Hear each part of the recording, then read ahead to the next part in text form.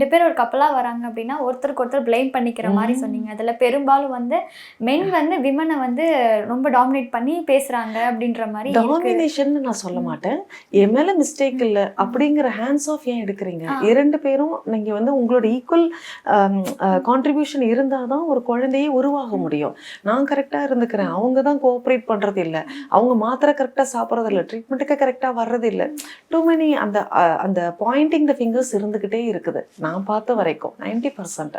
அதெல்லாம் தாண்டி ஐவிஎஃப்ல நீங்க பண்ணிடுங்க, எங்களுக்கு தெரியாது, எங்களுக்கு ஏதாவது பண்ணி எனக்கு குழந்தை கொடுங்க, அந்த ஹேண்ட்ஸ் ஆஃப் எடுக்கும் போது எனக்கு உண்மையாவே பெயின்ஃபுல்லா இருக்கு. நீங்க எனக்கு எப்படியாவது குழந்தை கொடுங்கன்னு கேட்கறது வேற, என்னவாவது பண்ணுங்க அப்படிங்கிறது வேற. ரெண்டுத்துக்கும் நிறைய வித்தியாசங்கள் இருக்கு. இல்லைங்க மேடம், என்னன்னு கொஞ்சம் பாருங்க, அவங்களுக்கு கொஞ்சம் மன அழுத்தமா இருக்கு, உடஞ்சு போயிடுறாங்க, அழுகுறாங்க, மாதவிடாய் வந்தாலே அதுக்கப்புறம் என்னை தேத்தி அவங்கள கூட்டிட்டு வர்றதுக்கே எனக்கு ரொம்ப டைம் பிடிக்குது. இது இயல்பா இயற்கையா நடக்கிற ஒரு விஷயம். ஏன்னா இதுதான் நேச்சுரல் ஆல்சோ.